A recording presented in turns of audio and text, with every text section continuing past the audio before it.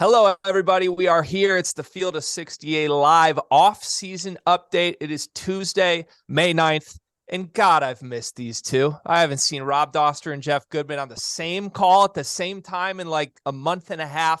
It feels insane to me. There's a lot to talk about, guys. Crazy week in college basketball. The offseason continues to ramp up. We've got transfers. We've got scandals. We're going to get to all of it today. But most importantly, on this very show, Noah Thomasson is going to commit. He is going to announce his destination. That's going to happen about halfway through this show. So if you are here for Noah, stay tuned. Around 11:30, we will bring him on live, and you will get to hear from him exactly where he is headed next year. But first, guys, I got to congratulate you. We've got huge news for the Field of 68. The Field of 68 tip-off, an event that is the first of its kind in college basketball, is coming next season to Boca, and the two of you are going to be there. Jeff, I'll throw to you first. What does this mean to you that we've been able to announce this today? Well, it means I get to go to Boca at the end of November and early December. It's a ultimate veteran move. No, this is a great event. You know, three of the best mid-major teams, and honestly, you know, all I hear about from all these really good mid-majors is they can't get high majors to play them. And it makes sense because everybody's going to 20 games in their league. They don't want to play Charleston or Liberty or on most years FAU. Now, this year it's a little different for FAU because they're going to be preseason top 10. They're going to be a quality opponent. If you lose to FAU this year, it doesn't look like a bad loss. So we've got these three teams starting in Boca. It's a 3-year series, and it'll rotate. Boca this year, Charleston next year. So it'll be an easy take for me next year because I'll already be there. And then Liberty the third year. And again, they're playing each other each year. So it's going to be a 3-day event every single year. And we'll be there to have pregame shows, postgame shows. I'm not sure what they're going to be on right now TV-wise. I assume they'll be on ESPN. FAU coming in with so much juice this year. So we're excited because, again, I grew up, Greg, on mid-major basketball. I would prefer to go to a good mid-major game any day of the week than to go to a high-major game. And I know people may think I'm crazy when I say that, but it's more fun. Like, it's more fun being in the locker room, you know, seeing, you know, guys like Elijah Martin and Jonell Davis and talking to those kids with the run that they made last year. I can't wait to go to Boca. Yeah, the thing that I'm most excited about, guys, is that it's a chance to shine a spotlight on some of the programs that deserve some of that spotlight. Like, look, we spend a lot of time on this show and on this network talking about the high majors, talking about the Dukes, talking about the UConns, talking about the Kansases, talking about Kentuckys, talking about Michigans, talking about the biggest programs in the sport because they have the biggest followings in the sport, right? It's a business at the end of the day, but we're called the Field of 68 for a reason. We're supposed to be talking about everyone. And I think we did a good job with that last year with Furman. We were able to get down there. We were able to highlight how good that team is, how good that program is, how good that city is. And it paid off because they went out and they won a game for us in the NCAA tournament. And I think that with FAU, and the success that they had last year, Charleston, the success that they've had over the years, and Liberty is one of the best mid-major basketball programs that you're going to find consistently. I think being able to use our platform to kind of promote those programs and showcase that there is good basketball that's not just played in the ACC or the Big East or the Big 10 or the Big 12 or the SEC. Notice I didn't say the Pac-12, Gregory. So I think that being able to kind of highlight those programs is something that's really good. Now, that's the positive. The downside is that I have to go spend 3 days in Florida with Goodman. And if you've ever been around Goodman when he's near the beach, he likes to take his shirt off at the beach. This is going to be a problem. We're going to have to find a way. I've already been in discussions with Pat Kelsey and with Dusty May and with Richie McKay to get it written into the contract that Goodman is not allowed to take his shirt off at the beach. Those negotiations are still ongoing. You know what the good thing is, Rob? Sources are telling me I got athletic greens. They feel confident that Goodman is not going to take his shirt off when we get to Boca Raton. I have athletic greens, so I am going to get into shape. But I've already hit athletic greens here since I've been back from the Final Four. I'm going to look like a mean fighting machine by the time we get to Boca. Yeah, I've heard rumors like 4 or 5 a day, athletic greens, right, Jeff? Yeah. I mean, yes. who's to say? It's easy. It's easy. It's convenient. It's cheap. Like everything about Athletic Greens, honestly, works for somebody like me. Promo code FIELD for the record, FIELD68. There we go. My only surprise when you guys told me about this event is that it's not in Charleston year one after Jeff spent so much time there last season. I figured we'd go right to our city.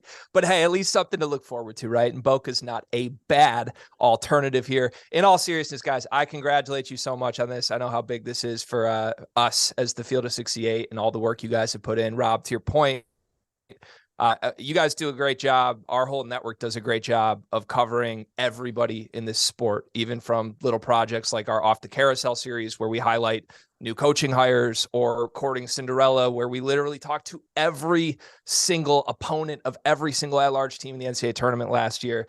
And I feel like this is sort of like a crowning coronation of our efforts in all of those projects to be able to go to an event and host an event that includes a team that's top 10 in the country that no one saw coming last year, and two of the other best programs in the country at that level. It's going to be so fun. I think this is a win for college basketball at large, and I know how much work you guys have put into this. So congratulations, my friends.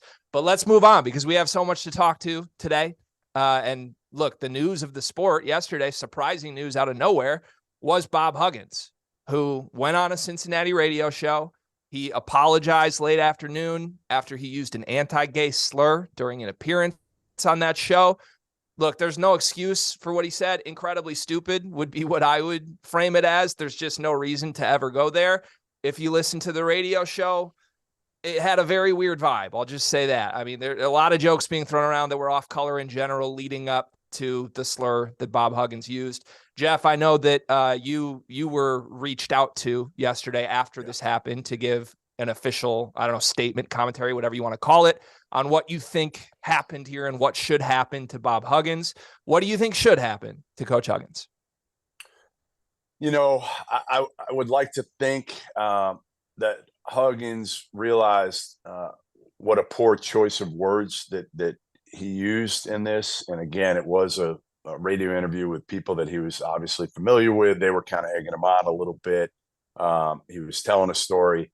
There's no excuse for what he said. There's no excuse for using that word. But I just feel like, you know, in this day and age, we get crucified and do get canceled for one word. And I hope that isn't the case for Bob Huggins. I mean, he seemed deeply apologetic in the statement. I want to talk to him. I want to hear from him.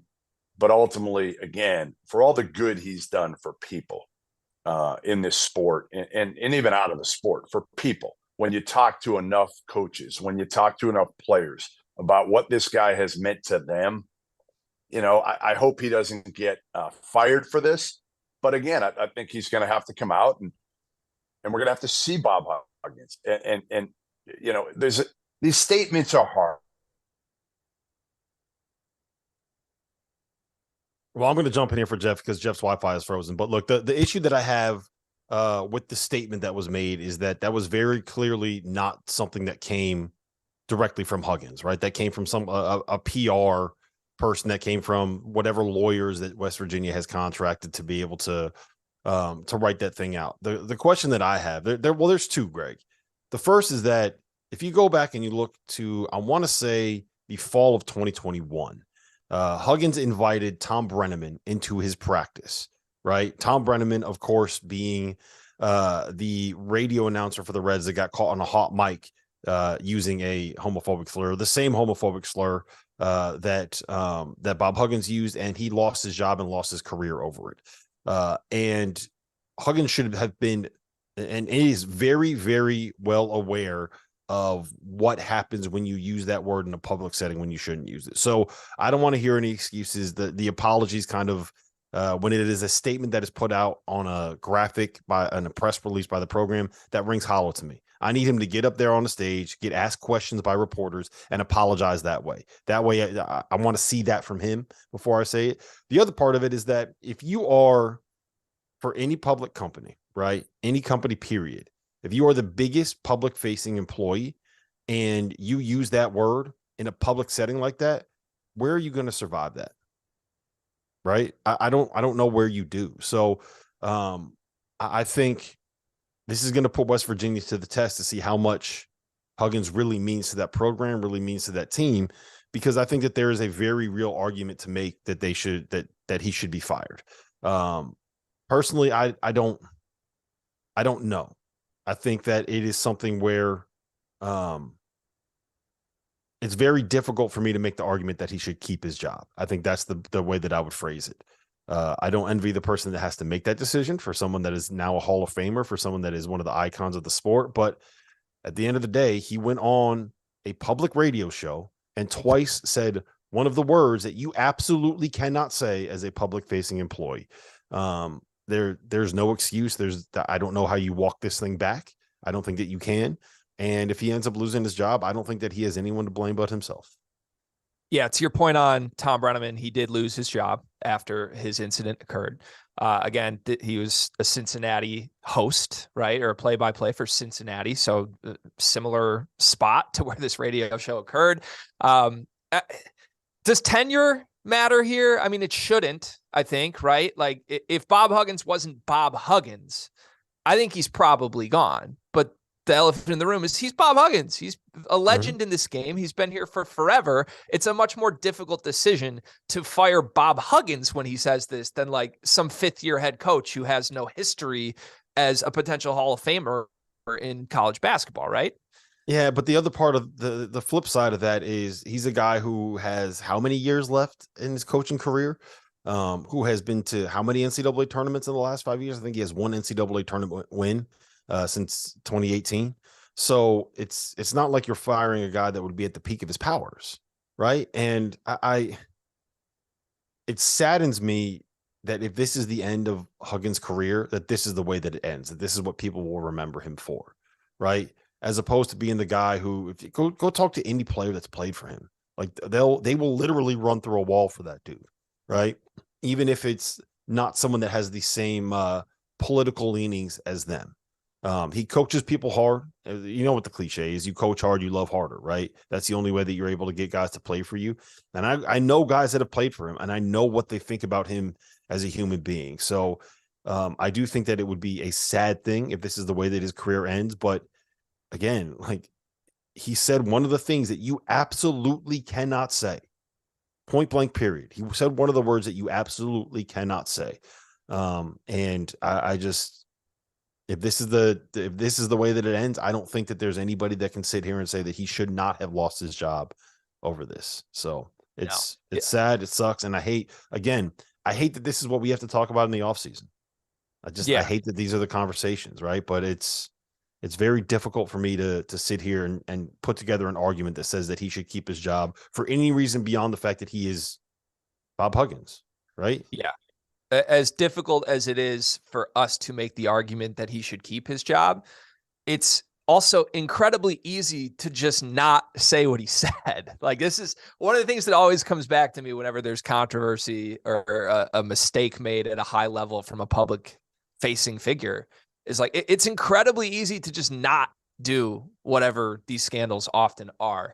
And clearly it was said as if it was a humorous joke. It's just not a humorous joke. Not in this day and age. There's nothing funny about it. Not ever. So what do you think? Does West Virginia, and I will say this as well, we lost Jeff Goodman quickly into the show. We're trying to get him back. Hopefully we'll get him back here any minute.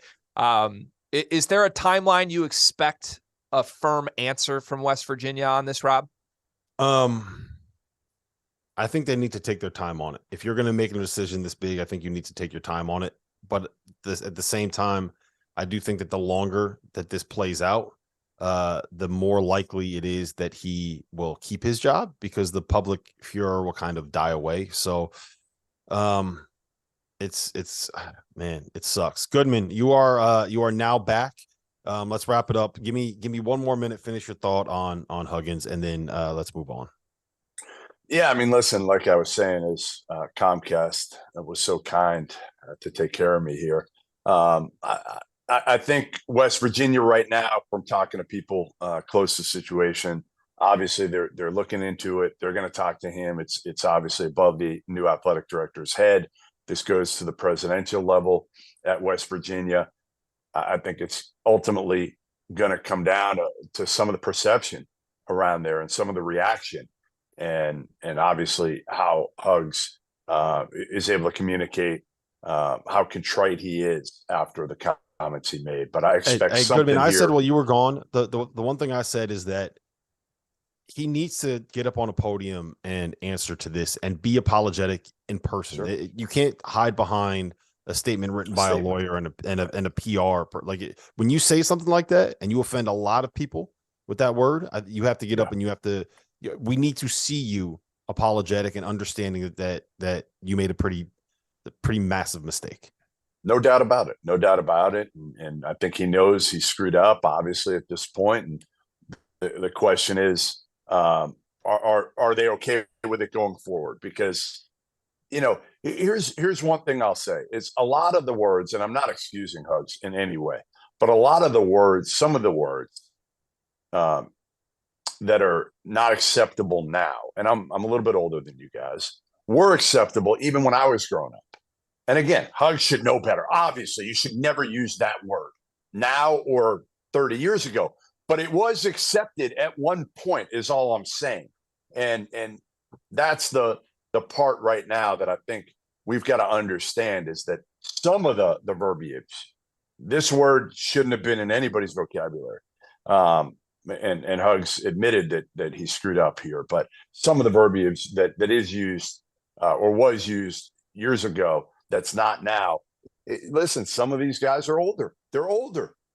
And they don't understand it, and they use words that they remember hearing with their family or growing up. So it is what it is. But I like I said, I hope Hugs doesn't get fired because of this, because ultimately he's done a lot of good over the course of his career and his life for people.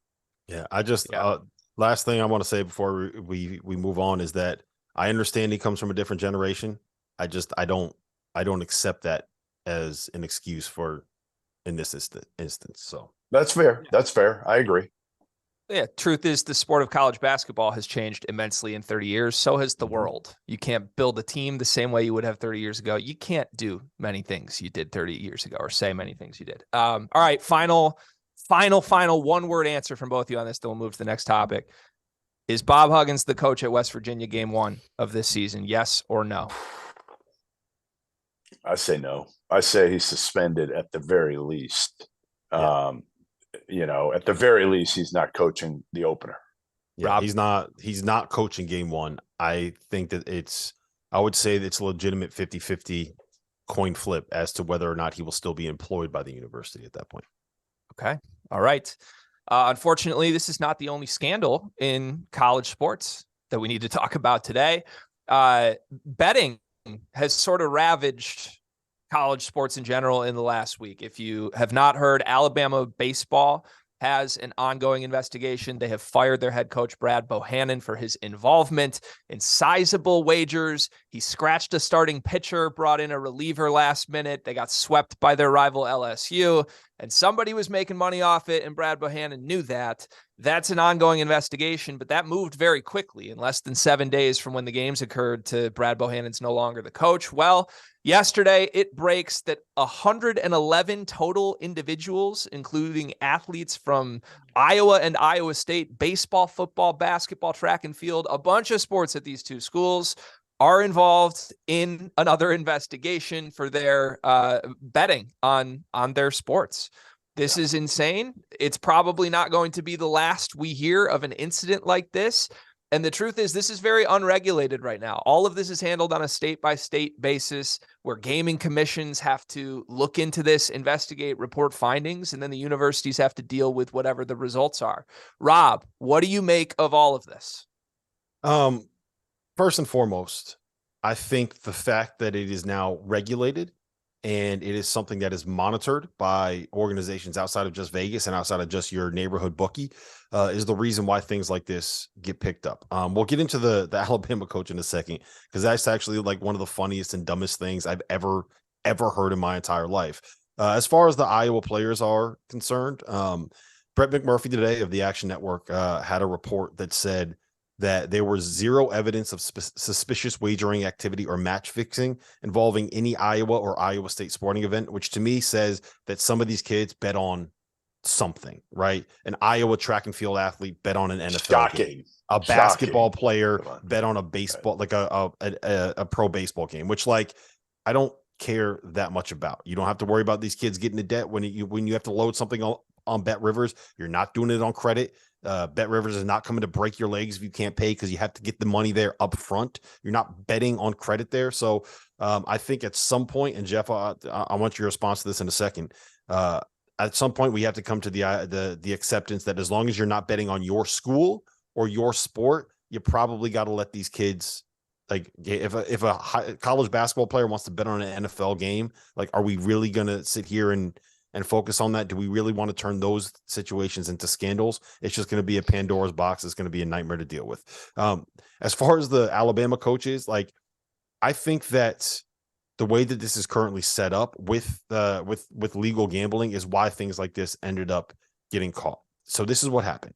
The Alabama baseball coach called a dude in Ohio and told him, look, we're not going to have the starting pitcher. I need you to go bet like thousands and thousands of dollars on us to lose, more or less, right? So they go there, they put in this bet. They're betting 5 figures on a sport where there's almost no betting on it. Like, have you ever even heard of college baseball lines? Like, hey, speak for yourself, Rob. That's barely a thing. Anyway, hold on, Goodman. Hold on. That's why. Here's the point. Here's the point. So you're betting on college baseball where there's like almost no action on any game, and you're betting a ton of money on it. That is immediately going to get flagged. They're immediately going to investigate that. And when they did, they found that the coach was literally on the phone with the dude that was placing the bets at the time that he was placing the bets, right? So this is like this is an example of like the dumbest way to do it. But the easiest place to fix games are going to be like the low major level, right? But the problem is it's going to be very, very, very difficult to legally get down enough money to make it be worth the risk that you're taking, because it's going to get flagged. If you bet $10,000 on a game where there's usually $500 in action, they are going to investigate that. I promise you, it is going to get looked into. And if it seems at all suspicious, you're probably going to end up getting caught, because all of this stuff is regulated now. And when it gets to the higher levels, like the games where you actually have thousands and thousands and thousands of dollars, potentially 6 figures in the books that are taking these bets, you have to get to such a high level for a high major basketball player or a high major football player to take the risk of fixing a game, right? It's just, you're talking about a ton of money, and I don't know if that's worth it for them. I don't even know if you could offer a kid $100,000 to fix a game. I don't even know if that's going to be worth it for these guys that we're talking about getting like $400,000-$500,000 in NIL, right? So I know that this is stuff that's headlines, and it's going to continue to be headlines as we kind of navigate this new world. I just don't think that this is necessarily something where you're like, all right, blow it all up, get rid of legal sports betting. At the end of the day, like, the reason when it's regulated, you're going to catch this stuff. So I don't think that it's necessarily a bad thing. And frankly, I think we need to kind of tweak the way that the NCAA will look at what is allowed for gambling and what is not allowed for gambling for college athletes. Yeah. Just so easy. That's the thing. It's just so easy for these kids now. That's it just wasn't as easy years ago. You had to go to a bookie and there were steps. Now it's so easy to place a bet, and the culture has changed to where it's most college kids are gambling. They are gambling because their buddies are gambling. It wasn't like that when I was in college. So it's made it easy for these athletes to be able to do it. And again, even if they're not doing it in their own sport, well, they have access to inside info on, you don't think the Iowa you don't think the McCaffreys have information. I'm not pointing out the McCaffreys, but I'm just saying they have information about, they might be boys with somebody in the baseball team. Well, last I checked, Connor played on the baseball team. So my guess is he's got some information. And I'm using him as an example here, but I'm saying they are friendly with other people in other sports. So they do have inside info. So they're going to be gambling maybe on those other sports. I don't know. It's a slippery slope. That's why I'm saying, if you're going to, don't ban it on betting on your sport if you're a college athlete, and ban betting on your school. So you use the Connor Anything McCaffrey involving your school. Anything involving your school. Yes. If you are an Iowa basketball player, you cannot bet on college basketball, and you cannot bet on Iowa football, Iowa baseball, Iowa basketball, Iowa women's basketball, Caitlin Clark, team total overs. What about water polo? What about water polo, Rob? If you can find a line for Iowa water polo, then I think anybody should be allowed to bet on that. And in fact, I would encourage going to the Bet Rivers app and betting as much as you can on water polo. You can bet on table no way. tennis. Hey, there's no way they got sharp lines on Iowa water polo. There's no way there are sharp lines on Iowa water polo.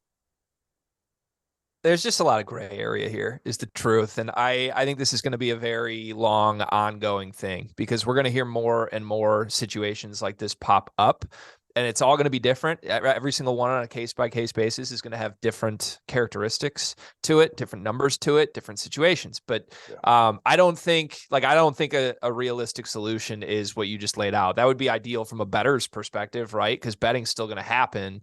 But to your point, Jeff, everybody knows everybody. Athletes know other athletes, even at other schools, that would give them access to information that the public just doesn't have. So we'll see. It'll be fascinating to watch play out. I do find it absolutely. Hey, if you're not allowed to gamble when you get access to information that the public doesn't have, then you need to. Bet Rivers needs to come here and revoke my license. Okay, like get it out of my hands. I find it absolutely you don't have any hilarious. Info. You have no real info. We know your sources. I have some. He knows people who have info. I find it hilarious that it's Iowa for this. You're really telling me Brian Ferentz isn't involved in some unders? Really? You're telling me that? Come on, that point you? No chance, folks. All right, we're about 5 minutes away from a live announcement from Noah Thomasson. So if you're waiting for that, it's coming. I don't think it's Thomasson, by the way. I think am I saying it wrong? Like Thomasson? Thomasson? Yeah. Thomasson. I think it's Thomasson. All right. Yes. I put extra emphasis on it, man. It's a great name. Let's talk Bronny quickly. It commits to USC. There's now a 3-headed monster backcourt: Boogie Ellis, Isaiah Collier, LeBron James Jr. Jeff, is Bronny James a one and done? You know what, Jeff? Hold that thought real quick. We gotta head to break, Greg. But on the other side of this break, we are going to talk to Noah Thomasson. For today's episode is Athletic Greens. I started taking AG1 during the college basketball season, and I loved the impact that it had on my energy levels. I'm a big coffee in the morning guy, but by the time that the afternoon would hit, I needed another boost. AG1 helped me tremendously, especially on those days when I didn't want to get up off the couch and go hit the gym. Their tagline is AG1 is comprehensive health and the power of habit in one. And man, that could not be more true. It's nearly impossible to eat and drink in a healthy manner in the month of February and the month of March when you are in my business. And AG1 was exactly the supplement that I needed to improve my gut health and cover my nutritional basis for the day. I've continued that into April. I've continued that into May, and I'm going to continue that the rest of the summer. All I have to do is mix a scoop of AG1 with some water, or maybe add it into a smoothie, and I'm ready to go. Do it after lunch, and you'll be ready to go for the rest of the day. If a comprehensive solution is what you need from your supplement routine, then Athletic Greens is giving you a free 1-year supply of vitamin D and 5 free travel packs with your first purchase. Go to athleticgreens.com/field68. That's field 68 FIELD, the number 6, the number 8, and you can get yours now. So check it out and help support this show. Thanks. Welcome back. It's the Field of 68 live, and we have some big news. We have Noah Thomasson here, all conference at Niagara last year, 19 points, 3 rebounds, 3 assists per game, and he is going to be making his decision. First of all, Noah, congratulations. I know this is such an exciting moment. How are you feeling right now, man?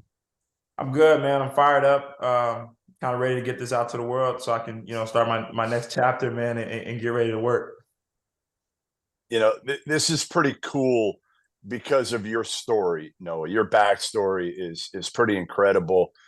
Coming out of high school, didn't have a lot going on. You go to Houston Baptist at that point. Now it's Houston Christian. You go for a year, and then you end up going junior college. You go to Butler Community College. Coming out of there, I believe you had one offer, and that was Niagara. So you got to go across the country to Niagara, where you turn into an absolute stud for Greg Paulus. And now you got all these big boys beating down your door. Just talk a little bit about the journey and what it's been like. It's probably been a little bit of a roller coaster ride for you, hasn't it? Of course, man. I mean, kind of like a level of uncertainty the whole time. You kind of really don't know what's going on. Going into my senior year, I had a Division II offer and a junior college offer. So the whole year I was just trying to prove myself the entire time and, try to get that Division I offer that I was looking for. Going to Houston Baptist, it was a great experience for me. I got to learn a lot from a lot of older guys who went on to be pros. It was a tough year for us. Not really winning, but it was still a learning experience. And then I felt like I wanted to be a part of something special. So I bet on myself and went to junior college. So Noah, when you started getting some of these calls from some of the high major programs and high major coaches that have been recruiting you, were you expecting that when you put your name in the portal? Like, is it, I mean, when you declare, or when you put your name in the portal, like, did it surprise you to see some of these big names? Because there's some big programs that have been on your tail. Of course, man. Obviously, my story that I have, I'm not really used to hearing from these big time schools. So when I entered the portal at first, man, it was a little, starstruck a little bit, but I was very thankful to be in this position that I'm in. So as you started to evaluate your options, as Rob alluded to them, some big day programs came calling. What became most important to you as you began the decision-making process? When I was making this process, me and my mother and my AAU coach Ken Gamble, we broke down every school that was recruiting me. Kind of the levels that they were recruiting me at. Was the head coaches calling me, or was it just assistants or ops guys, all that different kind of things. And then once we narrowed it down to about 10 schools, we looked at, what school has a strong roster together, what team has a chance to really do something special if they add me. And then we went from there, and then that's when I broke it down to my final 5, and then we started taking visits. All right, so Noah, I talked to Greg Paulus for a while, who coached you at Niagara. I've known him forever. And I said, all right, describe his game for me. Who's he like? He said, like, kind of like James Harden. He's a poor man's James Harden, 6'3", lefty, big, strong, scoring guard. Give me the scouting report in your game. Like you said, left hand. A lot of teams try to force me right, but I think I just have a knack of being able to get to the basket and not only create for myself, but create for my teammates. If I had to scout against myself, I would probably say try to make him use his right hand and make him take tough twos. I mean, I think that's what everybody make them take tough shots. I think this year I had a very, very high luck of making a lot of tough shots, but I think getting to the basket, getting downhill, creating for my teammates is something that's my strong suit. Do you play defense? Because I know that's not really James Harden's strong suit. Hey. Oh, I mean, I played for Greg Paulus, man, a guy that played at Duke where they play defense. Paulus didn't guard. He just slapped the floor, Noah. He didn't guard at all. He looked like he was guarding when he slapped the floor. Nah, I mean, the thing for me every night was to guard the best player. I know that I was going to be one of the better players on the floor, but if I can't guard, then I don't have a chance. So I'm curious, what's the ceiling on your beard? Is this like 10%? If it's a James Harden comp, I mean, how much more work do we have there? I cut it down recently, so it can get a little longer than this, but I don't really want the James Harden beard. Kind of want to do my own thing with that one. A lot of food stuck in that beard. Yeah. All right. Who are you looking at, Noah? What first, before you make your announcement, tell people who it came down to. My final 5, which is all great programs, great coaching staff. It came down to University of San Francisco, St. John's University, Penn State, Pittsburgh, and Georgia. All right, let's do it, my man. Let's do it. The time is now. Where are you going to continue and finish your college career? Okay, well, after a long process through this transfer portal, first I'd like to thank every school that's reached out to me and took their time to recruit me. It's a blessing to be in this position. I'd like to thank my parents just for kind of being by my side. But for the next year, I'll be I'm gonna say this now, ring the bell, I'll be playing for Mike White, University of Georgia. Woo. Congrats, man. Congrats. Huge. That's big time. Big time going to the SEC, playing for Mike White, a program that's certainly on the uptick right now. Why? Why did you pick, Mike White in Georgia? You have Rick Pitino in St. John's. You had some really good coaches and programs in there. Why Georgia? Like I said, man, every coaching staff was a really great coaching staff. This was a hard decision to make because all these schools are good schools. I think they were just one of the first, schools to really reach out to me and kind of build a bond and relationship. You know, I got to see them multiple times, kind of hear their faces and hear what their goals are for me. And I mean, my dad lives in Atlanta, so that's not that far from Athens. So, you know, when I looked at this, man, I was like, it just feels like home. So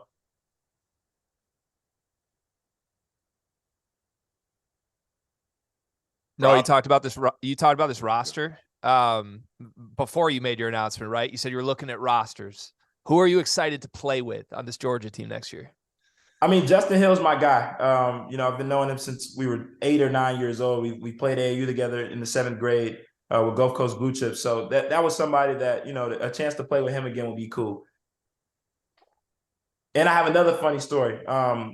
Big Russ, that just committed to them from South Florida. I scored my first college points against him. So I kind of drove off. He was at Texas Tech at the time. I was at Houston Baptist. We played him at Midland College in like a neutral site kind of game.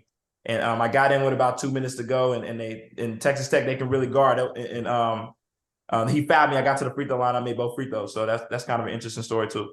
Never let him forget it, man. Never let him forget it. Hey, before we let you go, I can't let you go without giving me your most embarrassing, your favorite story on Paulus. All right, you got to give me something good here, because you know the thing with Paulus was when he was a player at Duke, right? You go in after the game. And he was already a coach. He would never screw up in what he said. He was politically, like, everything about him was like perfect. There's got to be something. First of all, like, can he play at all anymore? Or do you guys just absolutely crush him when he tries to get out there and play pickup?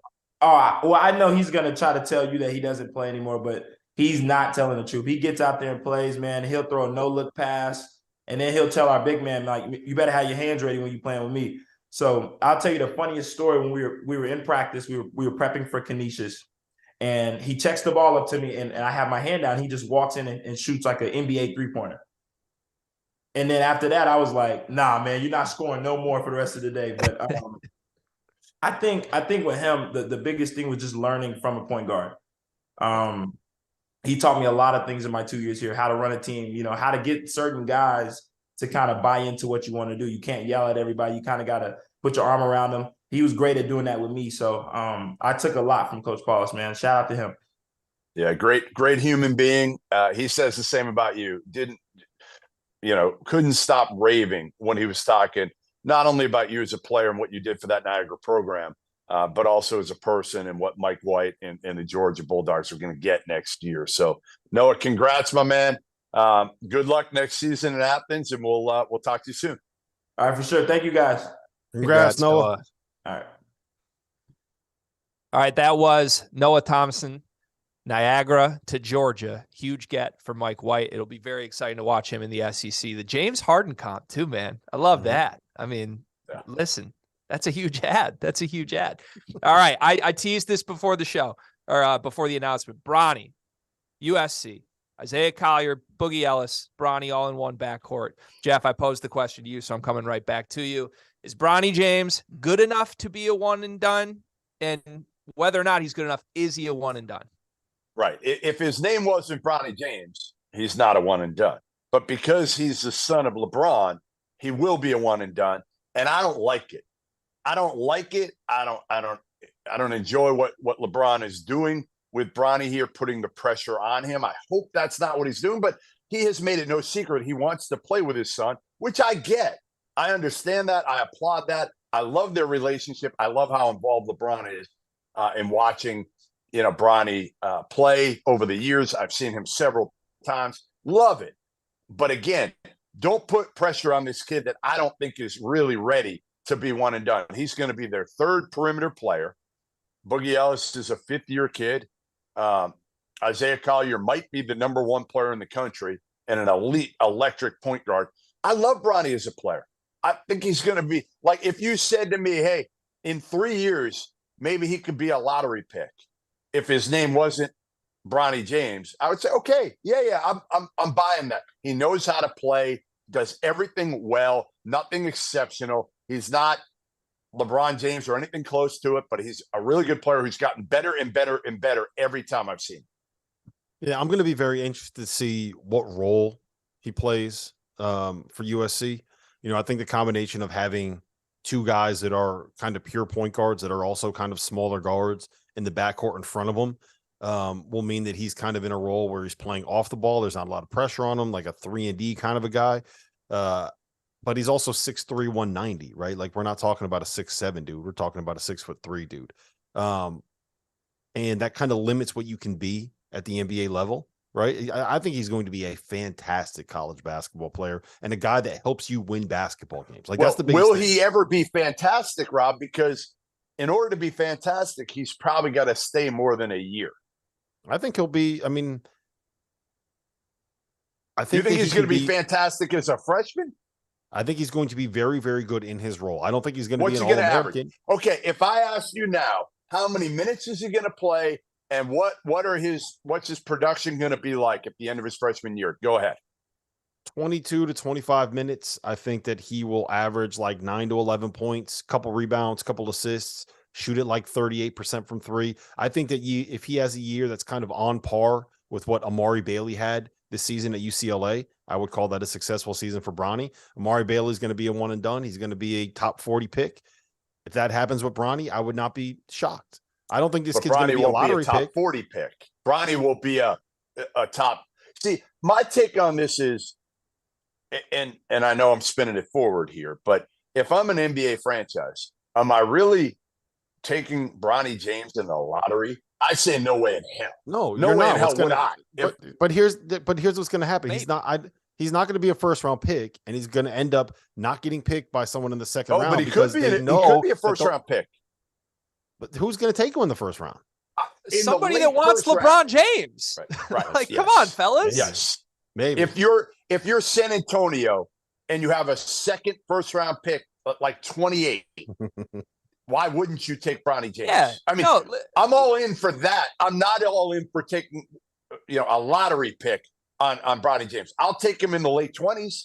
Sure. Yeah, what would happen? Here's the truth. What's going to happen is someone's going to take Bronny, and then LeBron is going to force the trade. Of course. What do you want? You want Anthony Davis? We'll give you Anthony Davis or Bronny. Let's do it right now. How funny would it be if some super small market team did that, and then they LeBron should. was just devastated by That's it, right? what should happen at the end. What if he got drafted by Memphis?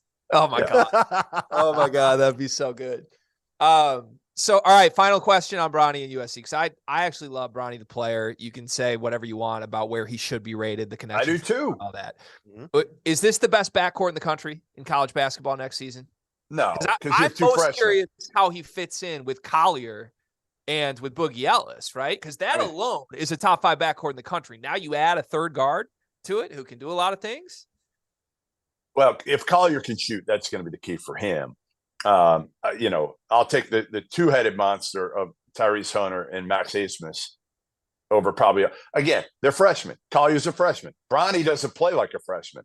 That's the part of Bronny that's overlooked. Is like how poised, how smart, how mature his game has become, and him as a teammate. Man, I've said this over and over. Like, I gush when I watch Bronny James. And Goodman froze again. Because that is a real teammate. You can tell everybody. Oh, he's back. He only froze. For my money, I think that the best backcourt in the country this year is going to be Tyrese Proctor and whoever is starting in the backcourt with him. Wow. That's my hot take. Rob is so in on. Like, honestly, Tyrese Proctor, he's got him on a pedestal. He's going to be National Player of the Year. That's a horrendous take. That's like a mid-season form Spice take, not a May 9th Spice take. We'll see. All right, let's move on. We have a lot else to get to here in the final 15 minutes. I want to talk about Ron Holland, decommitted from Texas. Is it Arkansas? Jeff, what are you hearing? Yeah, I mean, I heard from the moment he decommitted, there were some factors in play there that have him leaning, or have people leaning him towards Arkansas. I won't say exactly what they are, but there is a coach who's helped pushing them to Arkansas, and that's kind of where that comes in. Listen, he's a hard playing forward. I don't think he's the number one player in the country, but he plays his what off, and he would help Arkansas immensely in that area because he's not your typical freshman. Like a lot of these freshmen, again, he brings a skill to the table right away, which is his motor, his athleticism, his motor, his ability to he can be exceptional in the open court and on the glass. So it'd be a hell of a get. G League Ignite is probably Arkansas's biggest competition right now, from what I'm hearing. Yeah, I think that it'd be very interesting to see a team coached by Muss with look, he thrives with guys that are those like 6'7" crazy athletes, hard playing forwards, a Jordan Walsh, a Ron Holland, put them with Trevon Brazile at the 5, and a couple of backcourt guards, whether it's L. Ellis, Jamon Mark, Devo Davis. Give them bucket getters in the backcourt, 2 shutdown defender athletes at the 3 and the 4, and Trevon Brazile at the 5. That's a really good Arkansas team to me, and a team that can compete for an SEC championship next year, I think. All right, if we were listing out the 3 big freshmen for Arkansas last year, Jordan Walsh, you mentioned him. Rob, positionally, he makes the most sense to compare to Holland, but Anthony Black, Nick Smith also. Where is Holland as far as impact for Arkansas next year if he's playing for the Razorbacks? Is he at the top of that group of 4? Is he below Anthony Black, ahead of Nick Smith? Because we didn't see a lot of Nick Smith. Where would you see him? I mean, I think I think his impact would be, remember Justin Smith, the 5-man that they had in 2021, the year that they made it to the Final Four? Like, that's kind of what Ron Holland's impact is going to end up being. So I don't know if it's necessarily going to be something where he shows up averaging 18 a game. Like, he's not really a guy that's not really his game, right? Like, he's going to go out there. He's going to make. You're not running plays for him. You're not running plays for rebounds. Yeah. Right. Yeah. The problem is, here's my issue. You're adding Ron Holland to a team that already doesn't have a lot of perimeter shooting. So you're adding another dude. And to me, you're just going to zone the hell out of Arkansas. And it takes Arkansas a while to get going, and they're going to be good again. We know they're going to be good because Muss is a hell of a coach, and he's collected enough talent through the portal. And if he adds Ron Holland, I just don't think they can be a win-it-all type team without better shooting.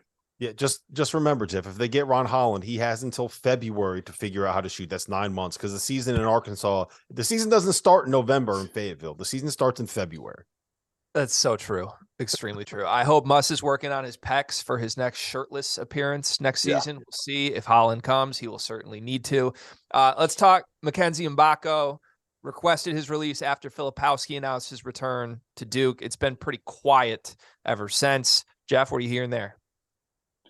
Not a lot. Honestly, not a lot. I know a bunch of schools think they have a good shot. It's almost got a little bit Hunter Dickinson vibe here, with a lot of coaches not really having a good feel for where he's going to end up. Louisville felt really strong early when it all opened up. He just took a visit there. Kansas feels pretty good too, from what I'm hearing. Obviously he's done the St. John's thing where he could be, certainly more of a star close to home if he decided to play for Rick Pitino. I just honestly, I think a lot of people are right now in the dark at what he's going to do. I hope he ends up at Kansas, because Kansas just makes so much sense in terms of what they need, a shooter, the role that he can kind of play in that kind of 3/4 role. I think that you could put him on the floor at the same time as Hunter Dickinson and KJ Adams and have it make sense. And I think if you look at the guys that have played those wing roles for Bill Self over the years and the development that we see out of them, I think that it just makes a lot of sense for Mackenzie to end up there. I disagree. He should go to St. John's. Well, that was I was going to say. If it's not Kansas, go to St. John's. And they got Dennis Jenkins. They got a good point guard and listen, Bill Self, Rick Pitino, in terms of coaches, they're 1A and 1B in terms of being able to develop their guys. I just think Mgbako will get a lot more play and a lot more run. At Kansas, he's a piece. And he might average, honestly, 7 a game. At St. John's, he's going to average 14, 15 a game by default. We just got a text from our producer, Dagan Hughes, superstar, saying, is Rob on Bill Self's payroll right now? It's unbelievable. He wants everybody to go to Kansas. Everybody. Like, what's shocking? What's shocking is I have now become the Kansas homer on this show when Jeff Goodman is on this show. It's amazing. It's impressive stuff. Believe it. It's very impressive stuff. Hey, speaking of Kansas, guys, let's talk about my former franchise center, who is now Kansas Jayhawks star player next season, Hunter Dickinson. He spurned a lot of people here. Surprise, surprise. Maryland thought he was going to come. Kentucky thought they had a chance. I don't know that Michigan thought they had a chance, but he was doing some ominous shit late that made me think there was a chance he was going to return. He's in Lawrence. I want to ask you about Kentucky. What does Kentucky do now that Hunter Dickinson is not going to be their center next year? Is it Oscar Tshiebwe return time, Rob? Oh, man, it'd be nice if he came back. I made this point the other day, Goodman. You got a lot of guys that shoot a lot of shots that are going to miss a lot of shots, and you need someone to clean up the offensive glass. So Oscar Tshiebwe would average 17 offensive rebounds a game if he played with Robert Dillingham and DJ Wagner. I'm very curious to see what this program will look like this season, right? Because you have a lot of guys that are highly rated freshmen, assuming all 5 of them make it to campus: Reed Shepherd, Robert Dillingham, DJ Wagner, Justin Edwards, and Aaron Bradshaw. But there's not a ton of like great shooters. There's not a ton of guys that have, if Tshiebwe doesn't come back, that have had proven high level success at the college level. Like, are we betting on Chris Livingston to step up and be a big role player, on a Duke Thoreau to step up when he has maybe 4 guys playing in front of him? They got to have Reeves back. They got to have Reeves back. Have to. You need Reeves back. And I think if Tshiebwe isn't there, you need like a big season from you going to Kingsley on Yeso. Or you go Bradshaw. I know nobody wants to hear this, but I might go, man, small and go Bradshaw at the 5 some and just go. Just absolutely get it and go, because, again, they're not great shooters. So you want to get as much as you can in transition. They are young. They are athletic. I love Dillingham. He's super electric. He's fun to watch. Again, I just think they're like, to me, they're high volume, low efficiency guys, him and Wagner. Love Edwards on the wing. I think Bradshaw and Edwards are your 2 best pro prospects. So they have all sorts of talent, but ultimately, what does young freshman talent usually land you? Well, it usually lands you an early exit in the NCAA tournament, and John Calipari's had a few of those lately. Mm-hmm. Yeah, it's true. If you were Kentucky and you had the option of Oscar Tshiebwe back, or you got Hunter Dickinson, is the answer Dickinson? Rob, I know you've had a lot of thoughts on Tshiebwe being a limiting factor for Kentucky at times. Yeah, he's not really great defensively. And I said something about 2 weeks ago where I said I would rather have Tshiebwe back than Hunter Dickinson. And I've had some time to think about that, and I would like to retract that statement and apologize. You want a mulligan? Publicly. I want a mulligan. Yeah, you want Hunter Dickinson. We'll give you one. Okay. All right. I agree, because Hunter can step out. Hunter can space the court. Oscar cannot. Yeah. I think people should be prepared for maybe national people are expecting this more than people in my state of Michigan circles. I think Hunter's going to be awesome at Kansas. I just want to say that. Like, they're not going to need him to lead. They're just going to need him to show up, be an offensive force in a system that is great with centers. And all the other extra shit that happens with Hunter Dickinson is fine. It can happen at Kansas. Because Bill Self can deal with it. Bill Self will figure it out. He's had to coach the Morris twins, Thomas Robin, like a lot of dudes that haven't been easy to coach.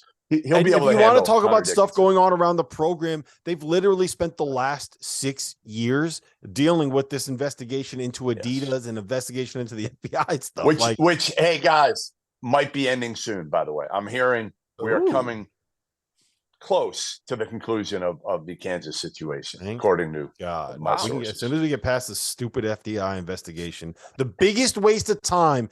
Think about this: the biggest waste. College athletics has done a lot of dumb stuff and had a lot of wastes of time. This has been the biggest waste of time in the history of college athletics. Get it over with. It's a joke. Rob, what's dumber, the FBI investigation or being the Alabama head baseball coach and calling your friend to tell him to place a $10,000 bet? Second dumbest. Second. Was it 10 grand? Is that what it was? 10 grand? It was some, I just threw that number out there. It was something like that. It was a very. You don't know. You should look into it. Under wraps. All right, we have some rapid fire style questions here, guys. Some conversation starters. I would love to hear from anybody watching this as well. We'll probably clip these individually and put them to social. So go ahead, let us know what you think, folks. Tell Jeff Goodman that he's being stupid when he gives us a stupid answer here shortly. Let's go through them. First one: Danny Hurley just won his first national championship. What coach who has not won a national championship do you most want to see win their first national title? Jeff, what's your answer? Rob, let Rob go first, and I'll lose. I haven't had a chance to think about any of these. Mark Few at Gonzaga. I am sick of the people that want to come out here and crush this program because they've only been to 2 national title games in the last 5 years. I'm sick of people that don't recognize how great Gonzaga has been over the course of the last half decade, the last decade, the last 2 decades since 1999. Mark Few has built a juggernaut in Spokane. Yeah. Give him a title so people can stop ragging on him. I'm going to go Matt Painter. Matt Painter, Purdue. He's getting a ton of heat lately and has always done it the right way. That's my big thing with Paint. And it's all on Hummel, because if Hummel doesn't get hurt, Painter's probably already got a national title. So I blame it all on Robbie Hummel, as I do for everything. Yeah, you stole my answer. Painter is the answer. The most important box for me to check for this is I want it to be a person I know definitively is just a great guy. Matt Painter's probably at the top of my great guy power rankings in college basketball. And I think despite his lack of NCAA tournament success in general, he's done more with less with his teams as far as regular season goes for Purdue. He's had great teams, don't get me wrong, but I would love to see that happen. And the Big Ten needs one. Let's be honest, folks. Next up, what's the best college basketball jersey of all time? Rob. So the biased Rob would say that it is the UConn home whites, the throwbacks, the ones that they wore when they won. I think they're undefeated in the last 2 years wearing them. You guys know which ones I'm talking about. The unbiased Rob would say the one sitting right over your left shoulder, Greg. The baby blue Marquette jerseys with the gold, the navy, and the baby blue trim. Those are just so sexy. It's beautiful.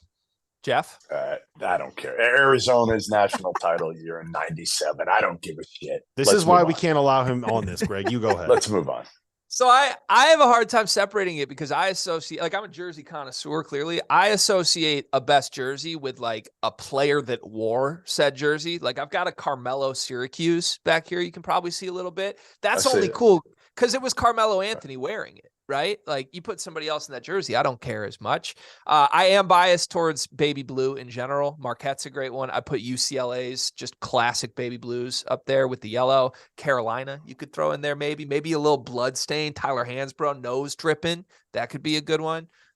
Baby blues. That's the answer. All right. What coach would you least like to play for? Let's put the caveat on this. It has to be someone who has been highly successful as a college basketball coach. Who do you not want to play for, Rob? Who do I?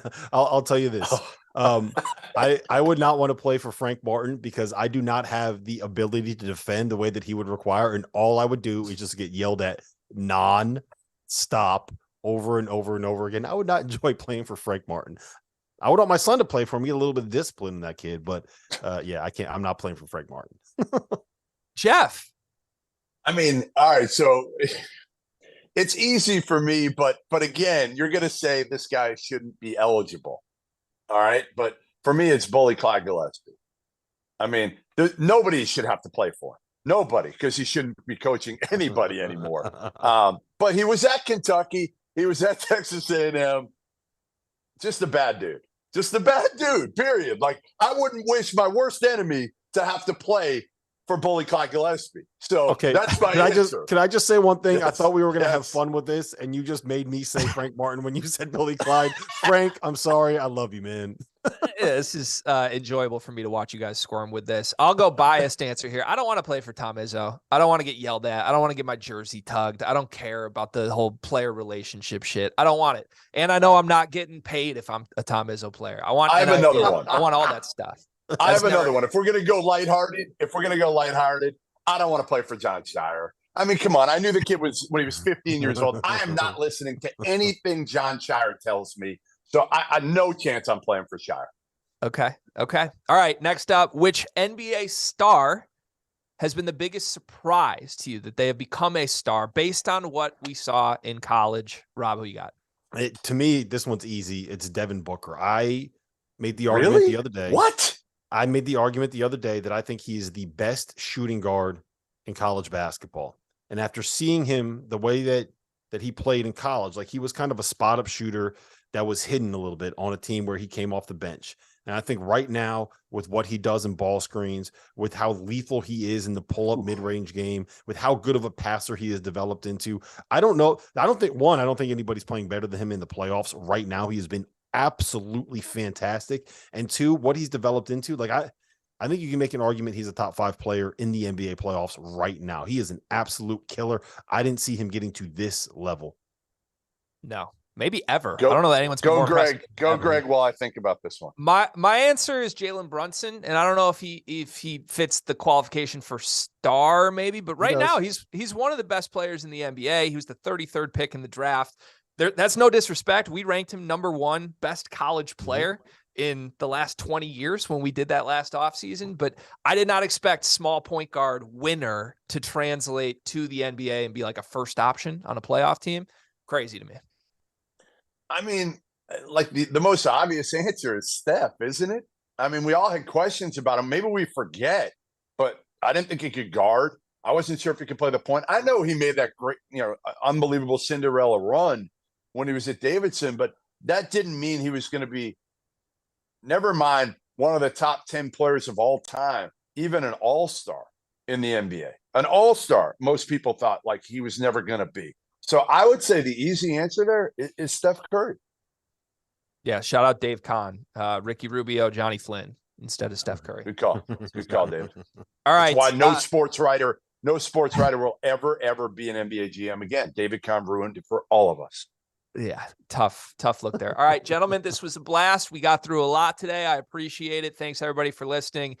Field of 68 will continue to do these shows every single week during the offseason, and we have plenty more in store as we approach the NBA draft. For Rob Dauster, for Jeff Goodman, for taking Hughes behind the scenes, I'm Greg Waddell. We'll see you next time.